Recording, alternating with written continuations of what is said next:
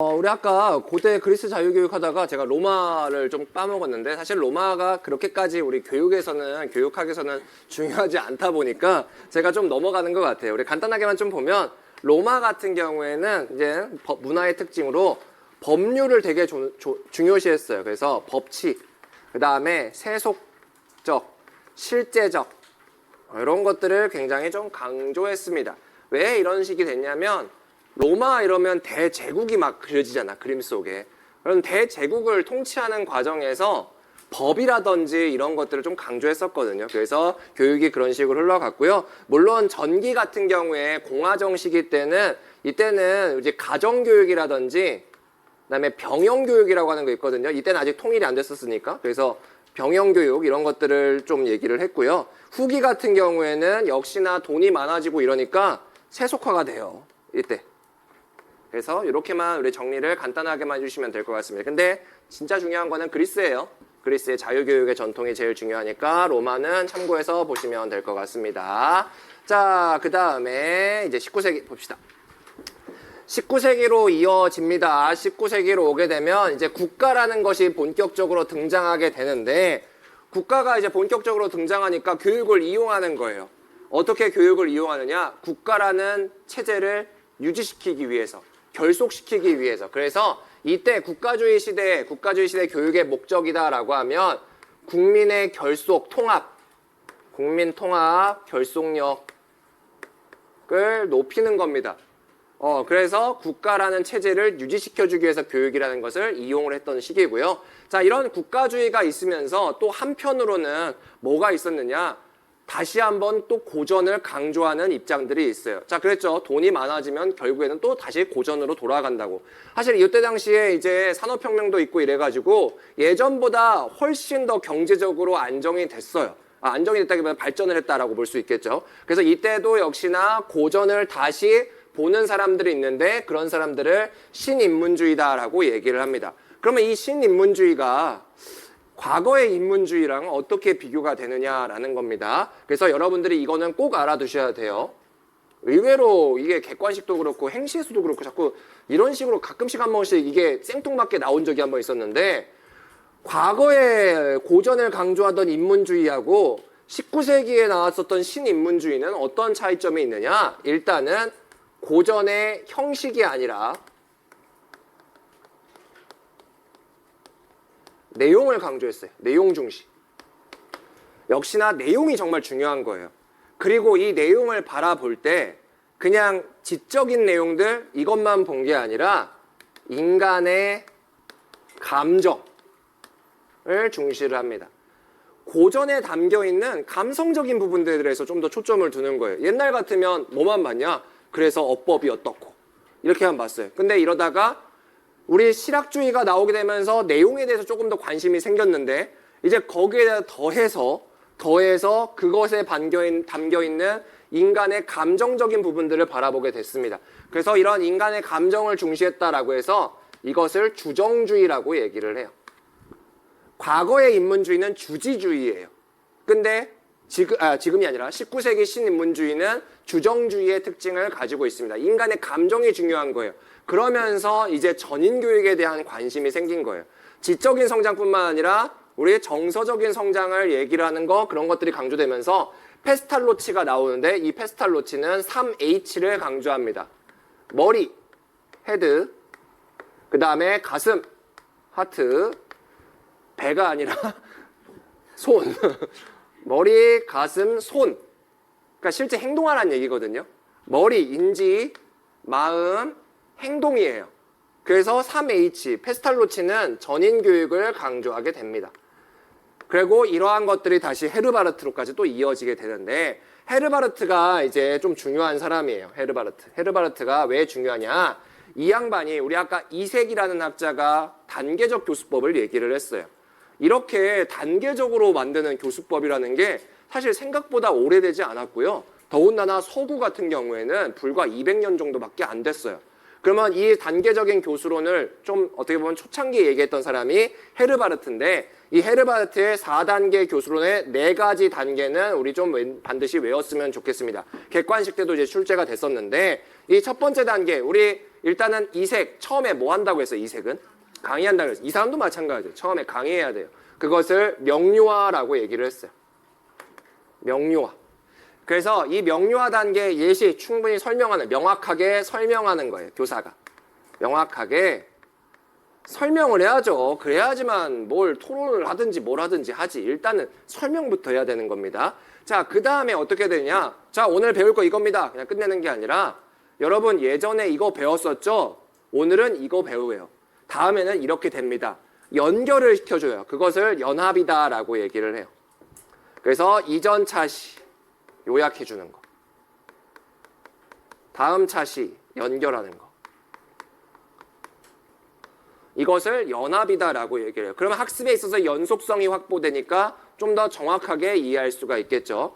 자, 그 다음에 되게 많은 내용들을 알게 됐어요. 오늘도 많은 내용 배우고 다음 시간도 많은 내용 배웠어요. 그럼 이런 상황에서 헷갈리기 시작을 하거든. 그래서 우리 구조도를 알게 하는 거예요. 그것을 체계화라고 얘기를 해요. 이 강의가 뭐 하는 거겠어요, 결국에는. 체계화하는 강의예요. 그래서 여기서의 구체적인 예시는 마인드맵이 나와요. 구조도 활용하는 거.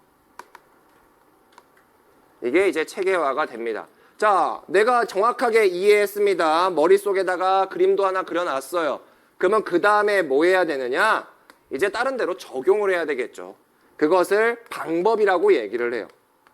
말이 좀 웃기죠. 말이 좀 웃겨요. 그냥 적용 이랬으면 더 좋았을 텐데 여기서는 단계의 명칭 자체가 방법입니다. 그래서 이거는 뭐 실생활이라든지 다른 상황, 적용 이런 것들이 요 4단계 교수론의 마지막 방법 단계에서 이루어지는 일들이다라고 볼 수가 있어요. 그래서 여러분들이 얘네들은 꼭 외워주셨으면 좋겠어요. 명연체방 저도 이렇게 외우니까 꼭 외워주세요. 자, 그 다음에 이제 헤르바르트 역시나 이 사람 신인문주의자예요. 인간의 감정을 강조했던 사람이라고요. 그러다 보니까 이 사람은 조금 다른 방식으로 학습자들의 흥미를 바라봤거든요. 원래 같으면 이전까지도 흥미가 왜 중요하냐라고 했을 때 흥미를 가져야지만 우리 열심히 수업에 참여할 수 있어요 라고 얘기를 했어요. 그러니까 흥미는 그 자체로 중요한 게 아니라 수업에 더 열심히 참여하기 위한 일종의 수단적인 흥미였었거든요. 그래서 이전까지 흥미를 유발하는 방법들 보면 다들 자극적인 요소를 보여주거나 뭐 시각적인 교재를 보여주거나 이런 것들을 했었는데 자, 이거는 진정한 의미의 동기를 불러일으키는 데는 좀 한계가 있어. 우리가 정말 중요한 거는 내재적인 동기를 유발을 해야 되는데 그 내재적인 동기를 우리는 다면적인 흥미라고 정의를 할 거야 라고 한 거예요. 그래서 다면적인 흥미 사실은 개념화를 보면 되게 어려운 내용이기는 한데 이 개념을 그냥 우리가 쓴다라고 하면 학습 그 자체의 흥미를 느끼는 것. 학습 그 자체의 흥미를 느끼는 것. 결국에는 이게 뭐랑 똑같냐? 내재적 동기랑 똑같아요. 사실상 내재적 동기라고 보시면 될 것 같아요. 그래서 여러분들이 이걸 키워드로 쓴다라고, 개념을 쓴다라고 하면 학습 그 자체 또는 내재적 동기 이런 얘기들을 써주신다고 하면 다면적 흥미의 개념은 충분히 점수를 가져가실 수가 있습니다. 자, 그러면 이런 다면적 흥미를 느끼기 위해서 어떠한 교육 방법이 있겠느냐라고 했을 때 헤르바르트는 교과 간 통합하라고 얘기하고 있어요. 통합교육과정의 운영.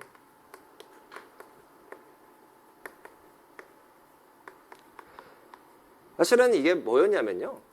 이 다면적인 흥미라는 게 인류가 쌓아온 지식에 대한 총체적인 사고권을 형성하는 능력이라고 얘기를 하거든요. 도대체 무슨 말인지 하나도 모르겠죠. 이게 뭐냐면 인류가 쌓아온 여러 가지 지식들이 있을 거야. 그 자체의 아름다움을 느끼려면 분석적으로 볼 게 아니라 통합적으로 봐야 된다라는 얘기거든요. 그게 다면적인 흥미예요. 총체적 사고권이라고 하는 아주 이상한 말인데 그거는 학자들이나 하시고요. 우리는 그게 바로 내재적인 흥미인 것이고 그래서 우리는 이러한 다면적 흥미를 느끼기 위해서 통합교육과정을 운영하면 됩니다. 그래서 이 개념들은 좀 알아주셨으면 좋겠어요. 헤르바르트가 생각보다 교육학적으로는 굉장히 좀 중요하신 분이거든요. 그래서 좀 다른 책에서나 이런 데서는 좀 소홀할 수도 있겠지만 되게 중요한 내용들이 있기 때문에 우리가 꼭 알아두셨으면 좋겠습니다.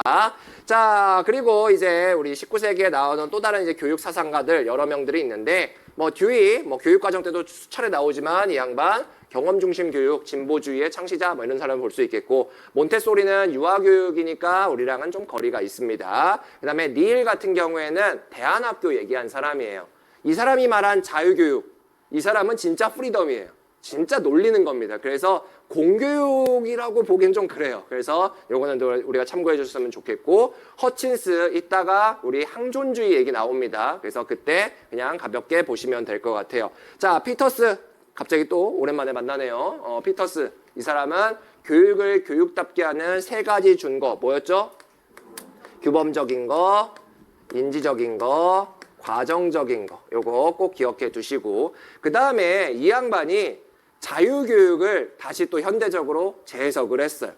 자유교육의 전통은 절대 없어지지 않아요. 물론 우리가 자유교육을 완성한 거 피터스에 이어서 허스트가 완성을 해줍니다. 근데 이 자유교육을 현대적으로 다시 끌어올린 사람이 피터스인데, 이 피터스는 자유교육에 대해서 무슨 얘기를 했냐, 우리가 지식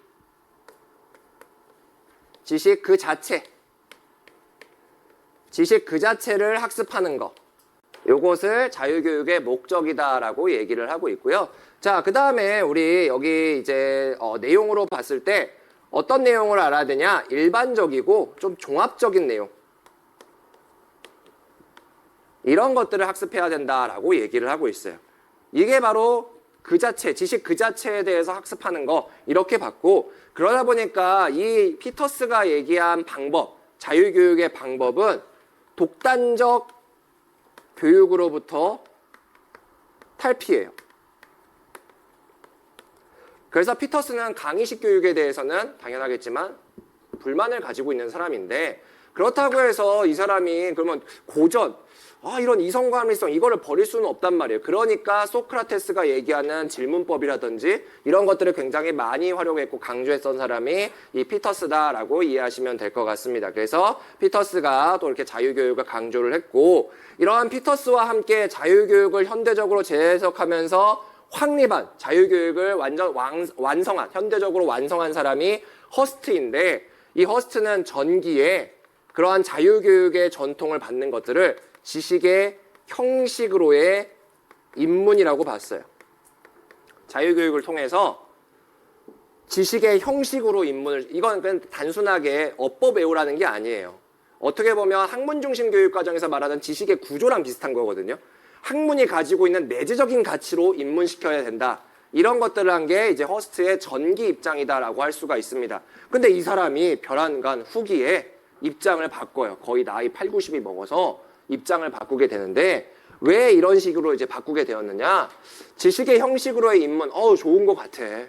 그래서 고전교과 막 강조하고 하는데, 이 사람이 이제 1980년대, 70년대, 80년대 사회가 엄청나게 급변할 때란 말이에요. 근데 여전히 고전 이런 얘기를 하고 있으니까 본인이 현타가 온 거야. 야, 우리 학교에서 지식의 형식 이런 거 강조해봤자 실생활이랑 아무런 관련이 없구나. 그래서 내가 입장이 이게 잘못된 거구나 라고 하면서 이 사람이 입장을 바꾸게 됩니다. 그래서 지식의 형식으로의 입문이 아니라 교육은 사회적으로 제일 중요한 것들, 사회적 실제로의 입문이 중요하다라고 하면서 입장이 이렇게 바뀌게 돼요. 여러분들 나이 먹고 이렇게 입장 바꾸는 거 되게 쉽지 않잖아. 더군다나 이거 어떻게 보면 신앙 같은 그런 내용이었을 텐데 이거를 바꾸게 돼요. 그래서 이 사회적 실제로의 입문이 사실은 20세기 이제 후반기에, 그러니까 중후반기에 교육사적으로는 굉장히 의미가 좀 있는 거거든요.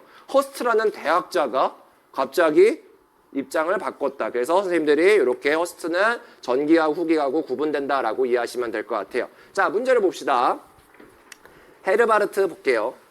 헤르바르트의 교수 단계론에 근거할 때 A 교사가 실시한 세 가지예요. 세 가지 교수행위가 해당하는 단계의 명칭과 단계별 교육적인 효과입니다. 자, 헤르바르트 4가지 단계가 있어요. 명료화, 연합, 체계, 방법이에요. 한번 봅시다. 자, 저는 헤르바르트의 단계적 교수론을 재해석했습니다. 먼저 시의 구조의 개념과 관련한 내용 요소를 세분화해서 애들에게 분명하게 설명하였습니다. 자, 우리 이건 뭐예요? 명료화예요. 그죠? 명료화. 자, 두 번째, 다음에는요. 시의 구조를 애들이 이미 배운 시에 관한 지식과 관련지어 설명을 했습니다. 이게 연합이겠죠. 마지막, 이후 시의 구조를 구성하고 있는 지식들 사이에 어떠한 질서가 있음을 설명을 하였습니다. 자, 질서다 보니까 이거는 체계화예요. 물론 우리가 마인드맵을 통해서 하는 게 가장 적절한 예시이기도 해요. 근데 이렇게 이 사람은 설명의 방식으로도 할 수 있어요. 요 지문이 역시나 10학년도에 나왔었던 지문입니다. 그래서 이런 것들 나왔을 때 선생님들은 1번은 명료화, 2번은 체계, 3번은 방법과 관련, 명료화 연합 체계. 그러면 만약에 여기에 방법이 있다라고 하면 뭐였겠어요? 실제로 시를 지어보는 활동들 이런 것들이 나오게 되겠죠. 그래서 그런 것들이 이제 방법의 예시가 될 수가 있을 것 같습니다. 자, 어쨌든 그러면 단계가 이제 나왔고 단계별 교육적 효과를 써줘야 될 텐데, 자, 단계별 교육적 효과 내용을 볼게요. 개념을 세분화하고 설명하는 것은 명료화 단계에 해당합니다. 자, 그렇죠. 그냥 명칭만 쓰는 게 아니라 나는 왜 이거를 명료화라고 했는지 근거를 써주면서 이거 명료화예요. 그리고 명료화의 장점은 뭐냐? 명료화의 장점 같은 게 교육적 효과는 제대로 이해하게 만든다라는 거죠. 근데 여기서 장점을 쓸 때 그냥 장점만 띡 던지지 마시고 무조건 이유를 써주세요. 자, 명료화하면 애들이 학습 내용을 분명하게 이해하는 데 도움을 줘요. 왜요? 학습 내용을 논리적으로 설명함으로써 이게 이유가 되겠죠. 제가 우리 첨삭을 할 때 아마 이렇게 주로 많이 줍니다. 이제 그 꺽쇠를 해주고 이렇게 해줘요. 그러면 이게 이유, 이게 답. 앞으로 여러분들 특징 말고 장단점, 긍정적 영향, 부정적인 영향 이런 거 쓰려면 반드시 이렇게 이유를 써줍시다. 그래야지만 정답이 됩니다. 자, 그 다음에 학습 내용을 이미 배운 지식과 관련지어 설명하는 것은 저는 이거 봤을 때 저는 이거를 연결 단계라고 봐요. 뭐 연합이라고 해도 되고. 그래서 여기에 해당을 합니다. 연결이라고 하는 것은 이전에 배운 내용과의 연결을 통해서 이전에 배운 거하고 연결시켜 주니까 학습의 연속성을 확보하게 해줍니다. 그렇죠. 네, 이게 또 교육적인 효과일 것이고. 세 번째, 지식들 사이에 질서가 있음을 설명하는 것은 체계 단계인데 체계는 지식을 구조화시키니까요. 복잡한 내용을 파지하는 데 도움을 줍니다. 이렇게 이유, 정답, 이유, 정답 이런 식으로 깔끔하게 답을 정리해 주시는 거, 이런 것들이 장점, 긍정적인 영향 이런 거 답을 쓸 때 반드시 해줘야 되는 그런 서술 기법이다라고 할 수가 있습니다. 자, 또 다른 문제 하나 보도록 할게요. 다음을 주장한 학자의 이름, 과거의 입장에 따른 교육의 한계 한 가지, 최근의 입장에 따른 교육의 필요성과 구체적인 교육 방법 한 가지입니다. 물론 방금 배웠으니까 누구 얘기하는지는 알겠지. 저는 지난 20년 동안 교육이란 합리적 마음을 개발하기 위해 애들을 지식의 형식으로 입문시키는 일이다라고 생각을 했습니다.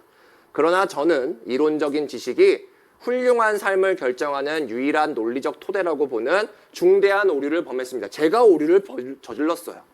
그래서 저는 교육이 지식의 형식으로의 입문이 아니라 사회적 실제로의 입문을 해야 된다라는 것으로 바꿨습니다. 누구라고요? 허스트예요. 허스트. 과거의 입장에 지식의 형식으로 입문시키는 이 교육은 어떤 문제가 좀 있을까요? 실생활에 동떨어져요. 왜요? 너무 이론에만 집중을 했으니까요. 너무 이론에만 집중을 하다 보니까 사회 변화에 능동적으로 대응하는데 한계를 지니게 됩니다. 자, 오케이. 그러면 최근의 입장에 따른 교육의 필요성은 어쨌든 한계랑 반대로 쓰면 되겠죠. 사회적으로 필요한 내용들이 우리가 계속해서 변화하기 때문에 이것에 대해서 능동적으로 대응하기 위해서는 사회적 실제로의 입문이 필요하다라고 볼 수가 있겠고, 그러면 사회적 실제로의 입문을 시켜주는 구체적인 교육 방법을 써야 될 거예요. 어떤 것들이 있을까? 현장 체험학습, 오케이. 또? 응? 직업교육도 괜찮을 것 같아요. 그죠? 그 다음에 뭐 만능으로 쓸 수 있는 거 프로젝트 학습 이런 것들도 있거든요. 그래서 그런 부분들을 답에서 써주시되, 다만 그 방법이 뭔지 부연을 조금만 해줍시다. 왜냐? 방금 봐봐요. 현장체험학습, 직업교육 되게 직관적으로 이해될 수 있거든요. 근데 프로젝트 학습. 여러분들이 매번 쓰는 게 프로젝트 학습이에요. 자, 그냥 프로젝트 학습만 쓰잖아요. 그러면 무슨 생각이 드냐면 이게 왜 사회적 실제로의 인문이야? 도대체 무슨 프로젝트를 하길래? 이런 의구심이 들거든요. 그래서 여러분들이 프로젝트 학습을 쓴다라고 하면 이렇게 갑시다.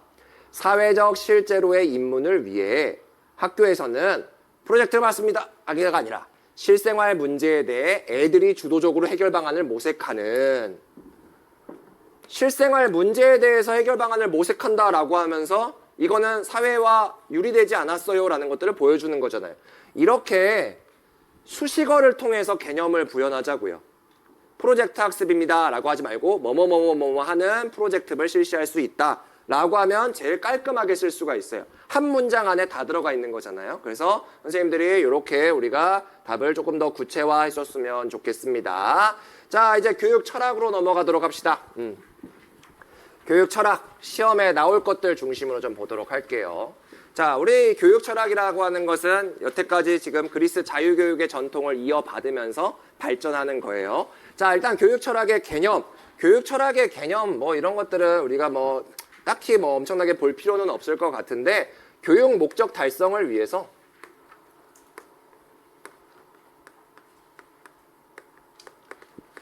교육에 관한 현상, 법칙, 이론들을 바라보는 관점과 관련된 거예요. 교육 목적을 달성하기 위해서 교육 현상과 관련된 여러 가지 것들이 있거든요. 사실도 있을 것이고 이론도 있고 법칙도 있고 이런 것들을 바라보는 관점과 관련한 것이 교육 철학입니다. 자, 이러한 교육 철학이 어떠한 기능을 하게 되느냐? 크게 이제 모든 교과서에서 4가지가 나오게 돼요. 분석적 기능, 평가적인 기능, 사변적인 기능, 종합적인 기능 이렇게 나오게 되는데, 분석적인 기능 같은 경우에는 우리 교육 현상에 담겨 있는 현상, 법칙, 이론들, 언어 분석하는 거예요. 언어 분석. 교육 철학으로 봤을 때, 이 철학 관점에서 봤을 때 요 말들은 요런 것들을 의미하는 겁니다 라고 분석하는 것이고, 평가 같은 거는 말 그대로 평가하는 거죠. 가치 판단. 쌤의 교육 철학이 뭐야? 교직 생활하면서 가져야 되는 교육 철학 뭐 있을 거 아니야? 교육에 대한 관점, 철학까지 아닌 거, 관점. 학생들과 뭐 자유로운 교육. 자유로운 교육이 이 쌤의 철학이야. 그러면 이 철학을 가지고 어떠한 교육 현상을 보면서 내 철학에 맞아 안 맞아 라든지 이 내 철학에 비춰봤을 때 이거는 옳아 또는 좀 옳지 않아, 이런 것들을 하는 게 평가적인 기능이에요. 자, 사변적인 기능은 뭐냐면 그냥 판단만 하는 게 아니라 창조와 관련된 부분이에요. 새로운 개념이라든지 이론이라든지 이런 것들을 창조하는 게 있겠고, 뭐 종합이겠죠. 종합은 여러 가지 생각들 그냥 종합하는 거니까 이렇게만 그냥 봐주시면 될 것 같습니다. 자, 이제 교육 철학과 관련돼서 아주 과거의 이야기와 조금 그나마 현대적인 이야기들이 있는데, 아주 과거의 이야기들이 전통 철학과 교육입니다. 여기서 강조하는 것은 진리가 무엇이냐에 대해서 초점을 가지고 있는 거예요. 이 진리가 무엇이냐에 대해서 관념론에서는 뭐라고 얘기하느냐? 정신이라고 보고 있는 거예요. 진리는 정신입니다. 그게 관념론. 실제해요. 그게 바로 실제론. 자연주의 같은 경우에는 진리란 자연입니다. 네이처. 실용주의 같은 경우에는 진리 뭔지 모르겠어요. 자꾸 변화해요. 자꾸 변화. 이렇게 보는 게 실용주의의 입장이에요. 자, 그러면 관념론에서는 뭐가 이제 교육의 목적이냐? 정신적 성숙입니다.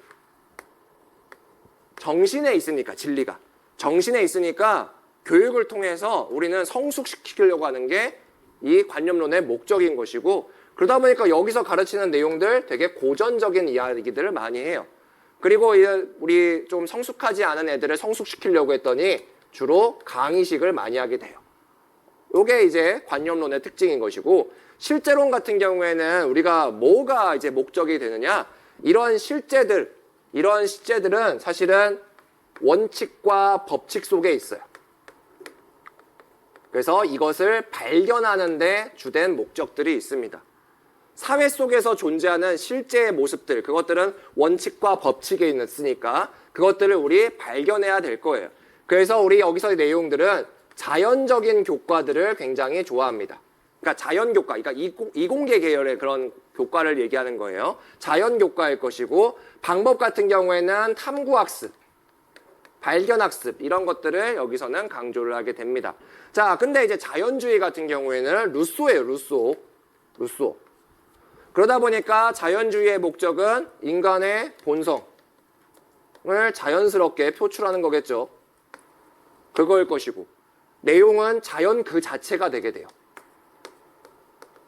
자연교과하고 자연 그 자체는 좀 다릅니다. 자연교과는 우리 과학교과 이런 얘기들을 과학, 그리고 여기서는 그냥 진짜 자연, 실생활 자연인 거예요. 그리고 그러다 보니까 자연주의에서 말하는 방법 같은 경우에는 그냥 체험이겠죠. 주로 체험하는 것들, 이런 것들이 되고요. 실용주의는 자꾸 변화한다라는 거예요. 진리는 자꾸 변화해요. 그래서 여기서는 우리가 목적이 뭐냐? 아동마다, 애들마다 진리가 다 다르기 때문에 아동별로 개별적인 성장을 도와주는 게 교육의 목적이다라고 보고 있어요. 애들마다 진리가 다르거든요. 그래서 아동의 개별적인 성장을 주된 목적으로 하고 있고, 실용주의에서의 내용은 뭐냐? 이러한 아동의 계속적인 성장은 생활 그 자체를 우리가 학습할 때, 그럴 때 아이들이 개별적으로 성장한다라고 얘기를 하고 있습니다. 그리고 실용주의에서는 아이들 활동 중심의 수업, 이런 것들을 얘기하고 있어요. 그래서 이게 이제 특징으로 보시면 될 것 같은데, 제가 왜 이렇게 대충 설명을 하느냐, 이 정도만 알아도 돼서 그래요. 왜냐하면 이 실용주의가 결국에는 뭐로 이어지느냐? 진보주의로 이어져요. 그래서 이것도 선생님들 화살표로 연결해 주세요. 결국에는 실용주의는 진보주의랑 연결이 됩니다. 자, 그러면 우리 진보주의, 본질주의, 항존주의, 재건주의라고 하는 20세기 전기의 현대 철학들을 좀 보도록 할게요. 자, 우리 아까 전통 철학 같은 경우에는 진리가 무엇이냐에 초점을 뒀었고요. 여기서는 그러면 그 진리를 어떻게 추구할 것이냐에 초점을 두고 있어요. 자, 진리라는 거, 이것들이 뭔지는 모르겠지만 이 방법들을, 우리는 이런 진리들을 어떠한 방식을 통해서 추구하게 될 거냐. 진보주의 같은 경우에는 우리 진리를 추구하기 위해서 학습자의 흥미, 관심을 고려를 합니다. 근데 이거는 방법인 거예요. 그래서 우리는 어떻게 할 거냐? 아동의, 학생 뭐 상관없습니다. 아동 학생의 계속적인 성장, 이것을 하는 게 진보주의의 목적인 거예요. 실용주의를 조금 더 정론화한 겁니다. 그래서 이렇게 학생의 흥미와 관심을 고려해서 아동의 계속적인 성장을 이룩하는 이 교육이 나중에 경험 중심 교육 과정으로 이어지는 거예요. 경험 중심 커리로.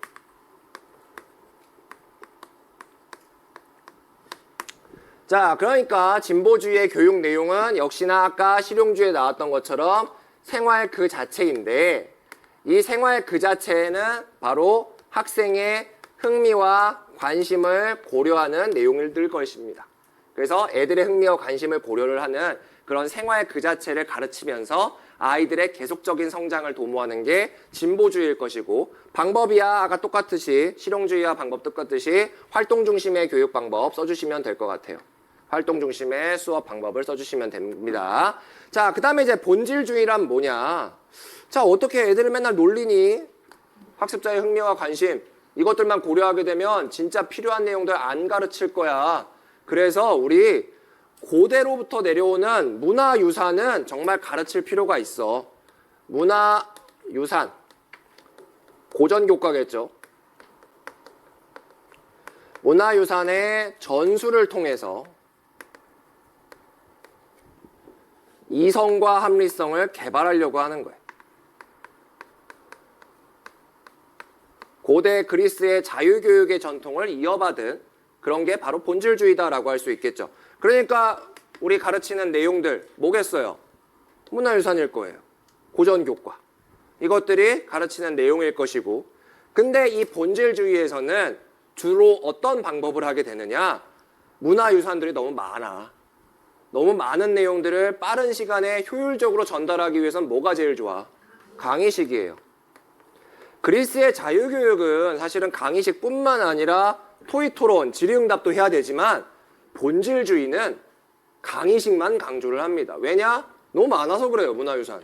너무 많아가지고 그거를 빠른 시간 내에 전달하려고 하면 무슨 토의토론, 질의응답이 어떻게 돼? 그러다 보니까 강의식을 우리가 중요시한다라는 특징들을 알아주셨으면 좋겠어요. 자, 그런 다음에 이제 항존주의가 있는데 진보주의에 대해서 비판을 했던 게 사실 본질주의이기는 해요. 가르칠 거는 가르칩시다 라고 했던 게 본질주의인데, 그럼에도 불구하고 본질주의는 진보주의가 가지고 있는 진리관을 부정하지는 않아요. 아까 진보주의는 어떠한 철학으로부터 나온 거예요? 실용주의부터 나온 거야. 실용주의는 진리가 어떻대요? 바뀐대요. 본질주의는 그것에 대해서 부정을 하지는 않았어요. 근데 항존주의는 그것에 대해서 부정을 합니다. 진보주의가 가지고 있는 진리가 바뀐다, 진리의 상대성에 대해서 적극적으로 비판하는 게 항존주의예요. 그래서 항존주의 같은 경우에는 일단은 절대적인 진리의 습득이에요. 이게 교육의 목적입니다. 그럼 그 절대적인 진리가 어디에 있느냐? 근데 고전에 있어요. 어떻게 가르칠 거야? 강의할 거예요. 본질주의랑 똑같네요. 네, 맞아요. 다만 전제가 다를 뿐이에요. 본질주의랑 항존주의는 교육 내용과 방법이 크게 다르지 않아서 구별이 사실은 어렵거든요. 근데 우리가 그러면 지문을 보고 얘는 본질주의다, 얘는 항존주의다 라는 것들을 어떻게 구별할 수 있냐면 바로 절대적인 진리에 관한 내용이 있냐 없냐예요. 없으면 본질주의, 있으면 항존주의, 이렇게 생각해 주셨으면 좋겠습니다. 자, 재건주의 같은 경우에 교육의 목적은 뭐냐? 사회의 재건입니다. 사실 왜 이런 얘기가 나왔냐면 막 세계대전이 2번이나 있었잖아요. 그러다 보니까 사회가 좀 피폐해졌거든. 그래서 교육을 통해서 사회를 다시 한번 만들어보자 라는 입장들이 나왔었고, 내용 같은 경우에는 사회 개혁적인 내용들이 조금 들어가게 돼요. 그리고 방법도 강의식이 아니라 여기서는 뭔가 활동 중심의 수업 이런 것들이 나오게 되는데, 왜 재건주의에서 활동 중심의 수업을 강조하느냐? 사실 재건주의는 진보주의의 분파예요, 분파. 재건주의는 진보주의의 분파라서 우리가 4대 교육 철학 사조라고도 얘기를 하지만 사실은 재건주의는 진보주의의 분파라서 약간은 강조점은 조금은 떨어집니다. 그래서 진보주의, 본질주의가 가장 메인이다라고 하는 거 알아두셨으면 좋겠어요. 자, 이제 거의 다 왔네요. 우리 문제 한번 봅시다. A 교사의 교육관을 가장 잘 설명할 수 있는 교육 철학 사조의 명칭과 목적 한 가지. 해당 교육 철학 사조가 가지고 있는 의의와 한계를 애들 측면에서 한번 제시해 봅시다. 자, 나는 민족적 경험이 엄선돼서 체계화되었다고 생각하는 교재를 사용하여 교사 중심의 수업을 실시할 예정이야. 그리고 수업의 주안점을 애들의 미래 준비를 위한 훈련에 두는 것 같아. 두는 게 좋을 것 같아. 민족적 경험이 엄선돼서 체계화되었다는 생각하는 교재. 이게 결국엔 뭐예요? 고전이에요. 그래서 고전을 나는 강의할 거야. 자, 우리 이 교육 철학 사조 해봐야 돼요. 진보주의 아니네. 본질하고 항존주의 둘 중 하나인 것 같은데, 항존주의가 되려면 여기에 뭐가 나와 있어야 돼요? 절대적인 진리, 진리의 불변성이 있어야 되는데 여긴 그 말이 없네요. 그렇기 때문에 본질주의고, 본질주의에 따른 교육의 목적, 문화유산의 전통과 전수를 통해서 이성과 합리성을 개발시키는 데 주된 목적이 있습니다. 그리고 이런 교육 철학 사조가 갖고 있는 의의와 한계를 애들 측면에서 써줘야 돼요. 자, 본질주의 일단 한계는 잘 쓸 수 있을 것 같아. 본질주의의 한계가 뭐가 있을까? 실생활과 좀 괴리되는 교육들을 할 수 있어요. 근데 지금 학습자 측면에서 써야 돼. 애들의 흥미와 관심을 유발하는 데는 한계가 있을 수가 있습니다. 자, 의의를 생각해 봅시다. 본질주의가 애들한테 뭐가 도움이 될까? 기본적인 내용들을 습득하는 데는 분명 도움이 될 거예요. 자, 우리 지금 보면 학습자 측면에서 써야 돼요. 근데 지금 첫 번째로 아까 얘기 나왔었던 거, 우리가 사회적인 얘기들 이런 거 나오면 틀려요. 그렇기 때문에 학습자 측면에서 분명하게 써줬으면 좋겠습니다. 여기서도 그렇게 나왔죠. 과거로부터 이어오는 전통유산 습득하니까 기초학력 보장이 가능해요. 두 번째, 한계 측면에서 보면 너무 내용 지식 습득만 강조하게 되니까 이게 이유일 것이고, 그래서 애들의 흥미를 고려하지 못한다라고 하는 한계가 가지고 있습니다. 그래서 이것도 역시나 이유하고 답을 이렇게 명확하게 적어주시면 될 것 같아요.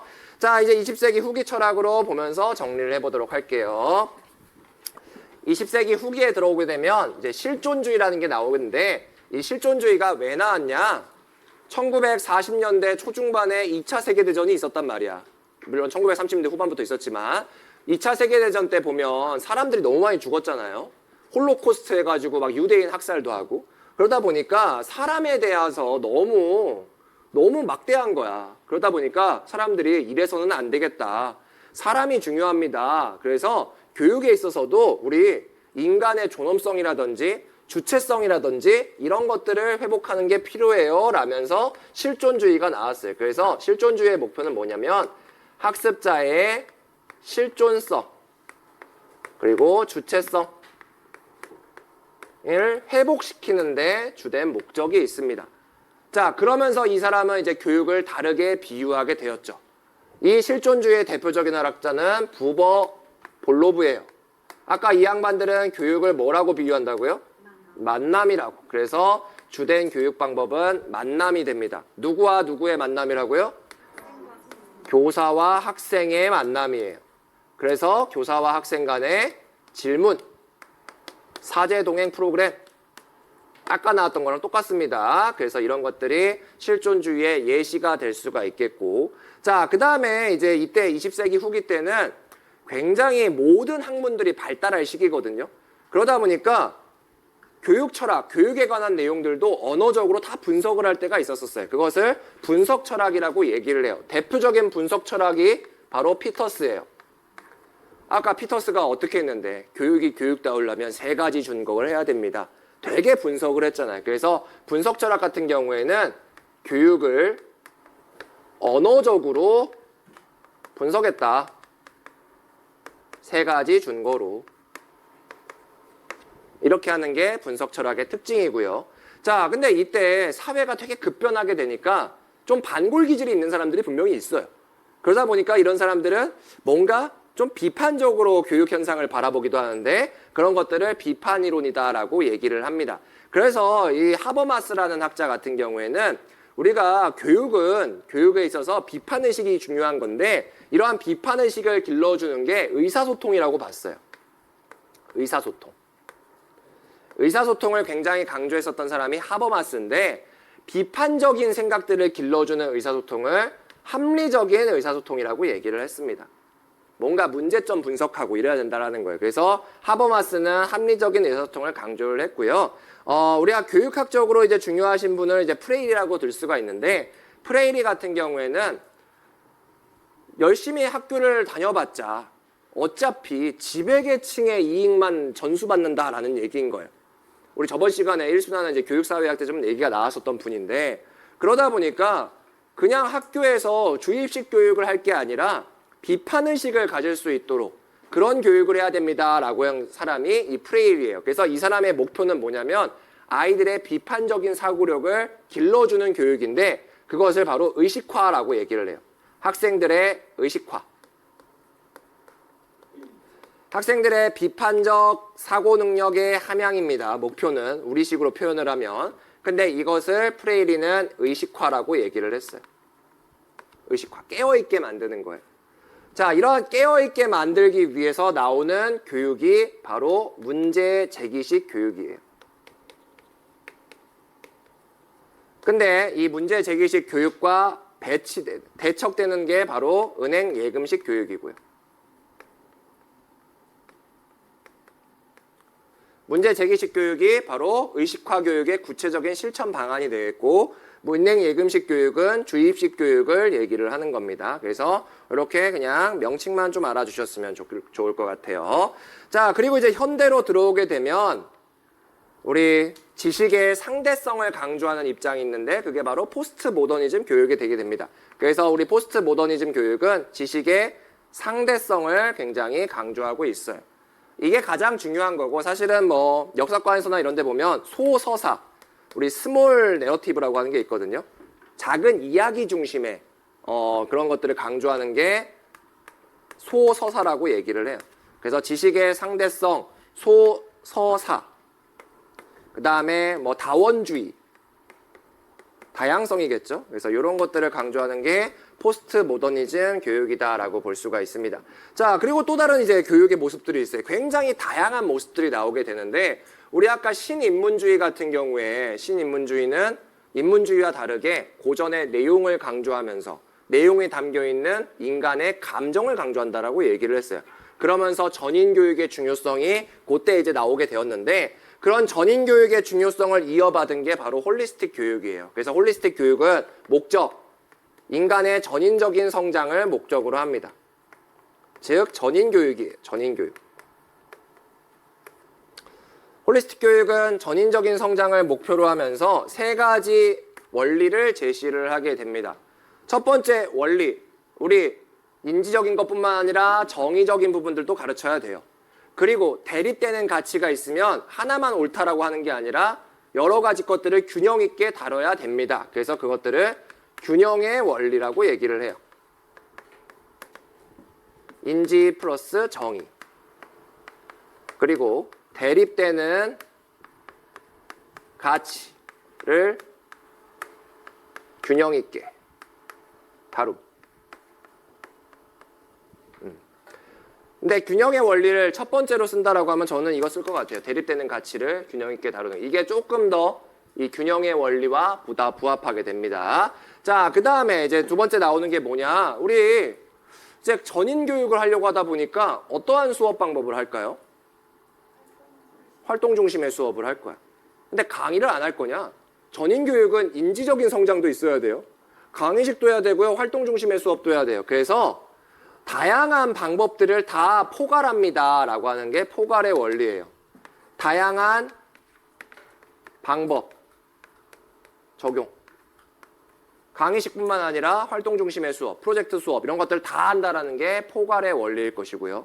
그 다음에 우리 전인적으로 성장시키려고 하다 보면 분과적으로 가르치는 게 아니라 뭐 수학이면 수학, 국어면 국어 이렇게 하는 게 아니라 우리 통합교육 과정을 운영하는 게 필요해요. 그게 바로 연관의 원리예요. 통합교육 과정. 이게 어떻게 보면 헤르바르트가 얘기했던 다면적 흥미의 유발 방안이 될 수도 있겠죠. 그래서 선생님들이 홀리스틱 교육 같은 경우에는 신인문주의랑 연관시켜서 같이 공부해 주시면 너무 좋을 것 같습니다. 그래서 이렇게 홀리스틱 교육의 원리까지 우리가 알아주시면 될 것 같아요.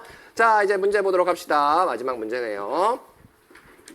제시문과 가장 관련 있는 현대 교육 철학 사조의 명칭. 제시문에서 강조한 만남의 교육적인 효과 두 가지. 교실 내에서 만남을 추구하는 구체적인 방법 한 가지입니다. 뭐 만남 얘기 나왔으니까 누군지 알 것 같네요. 만남이란 인간의 내면적인 핵심에 접근하는 것을 의미합니다. 이러한 만남을 통해서 때로는 일정한 계획과 기대를 가지고 살던 나의 삶 전체가 뒤집히고 전혀 새로운 출발을 하게 됩니다. 그렇죠? 오리 생각해봐요. 오리. 잘 살고 있었어요. 우리 안에서. 근데 기러기를 만나면서 완전 삶의 전체가 다 바뀌었던 거죠. 만남이라는 것은 단순한 마주침과 구별이 됩니다. 마주침이라는 것은 예측되고 계획된 거지만 만남이라는 것은 굉장히 돌발적인 것들이에요. 이 같은 만남의 사견은 심지어 한 인간을 그때까지의 순차적인 삶의 여정에서 탈피할 정도로 굉장히 뭔가 되게 혁신적이다 뭐 이런 얘기들을 하고 있어요. 그래서 이 지문이 역시나 부버가 얘기한 겁니다. 부버가 자신의 책에서 만남의 특성을 얘기한 건데 만남의 특성을 보면 알겠지만 되게 우연적이고 돌발적이고요. 연속적이지도 않아요. 그래서 비연속적, 그다음에 우연적 뭐 이런 얘기들을 하거든요. 근데 만남의 특성을 뭐 외울 것까지는 아니고 이렇게 이해를 해주시면 될 것 같습니다. 자, 이거와 관련 있는 교육 철학 사조의 명칭 무슨 사조예요? 실존주의예요. 실존주의고 자 만남의 교육적인 효과를 써줘야 되는데 저는 뭔가의 교육적인 효과 특히나 애들에게 미치는 영향을 쓰라고 하면 정말 기계적으로 또는 병적으로 인지적인 측면하고 정의적 측면으로 나눠놔요. 이걸로 인해서 우리 아이의 머리는 어떻게 바뀌지? 이걸로 인해서 우리 아이의 마음은 어떻게 바뀌지? 이거가 이제 교육적인 효과라고 볼 수 있거든요. 그래서 여러분들도 별다른 내용이 없어. 근데 교육적인 효과가 나와? 그러면 그냥 그렇게 인지하고 마음, 정의로 나누는 게 제일 깔끔합니다. 자, 그러면 인지적인 측면에서 한번 해봐야 돼요. 만남을 하게 되면 교사와 직접적으로 만나다 보니까 내가 스스로 어떤 사람인지 인지를 하게 돼요. 내가 좋아하는 거, 내가 부족하는 거. 그래서 메타인지라는 게 발전하거든요. 물론 여기서는 제가 그냥 주체성이라고 해놨어요. 학생은 자신이 누구인지 생각하는 기회를 얻게 되고 이를 통해서 학습자의 주체성을 인식할 수 있다. 자, 이게 다 메타인지와 관련된 부분들입니다. 그래서 요새는 하도 자기주도성, 주체성 이런 것들이 강조되고 있는데 이런 것들을 답에서 쓸 때는 우리가 메타인지라는 것도 활용해 주시면 좋을 것 같고요. 자, 그 다음에 정의적인 측면에서 보도록 할게요. 만남을 통해서 성찰의 과정에서 학습의 목적을 깨닫게 되면 내지적 동기가 유발이 되는 거예요. 자, 지금도 볼게요. 단순하게 답을 인지적 측면에서 메타인지가 길러진다. 정의적 측면에서 학습 동기가 높아진다. 이런 게 쓴 게 아니라 도대체 거기서 뭐 하기 때문에. 만나면서 애들은 스스로 생각하는 그 기회를 얻게 되니까 메타인지가 높아지는 거고 스스로 성찰하는 과정에서 학습의 목적을 깨닫게 되니까 학습 그 자체에 대해 즐거움을 느끼면서 내재적 동기가 유발이 되는 거예요. 그래서 이렇게 우리 왜 이런 효과를 가지게 되는지 이유들을 좀 분명하게 써주셨으면 좋겠습니다. 자, 그 다음에 만남의 구체적인 방안들 아까도 계속 나왔지만 학생과 교사 간의 질의응답 수업 이런 것들을 써주시되 역시나 정말 뻔한 내용이지만 또 여기다가도 부연을 해줬어요. 애들에게 생각할 기회 및 표현의 기회를 제공하고 교사는 이에 대해 피드백을 해주는 질의응답 수업이다 라고 어떻게든 부연을 해주는 이런 연습들을 해주시는 것이 우리 바람직할 것 같습니다. 자, 이렇게 오늘 이순환 1회였네요. 1회. 앞에 좀 OT가 있어서 약간 오늘만 강의가 조금 지체가 됐는데 앞으로도 강의는 이런 식으로 진행이 될 겁니다. 그리고 오늘은 제가 뭐 정리를 하면서 이거를 적어주지는 않을 거예요. 근데 간혹 가다가 보면 강의에 없는데, 책에 없는데 제가 강의에서 다루는 개념들이 나올 수 있거든요. 그러면 정리할 때 한 번씩 써주도록 할게요. 그래서 선생님들이 오늘 복습하실 때, 오늘 거 복습하실 때 이렇게 암기 자료 잘 활용해 주시면서 하나하나씩 채워갔으면 좋겠습니다. 이 내용들 어차피 또 카페에 있거든요. 제가 한글 파일로도 올려줬고 PDF로도 올려드렸어요. 그러니까 편하실 대로 활용해 주셨으면 좋겠습니다. 오늘 철학인데 재미없었겠지만 고생 많으셨고요. 우리 다음 시간부터 교육과정 또 보도록 할게요. 감사합니다.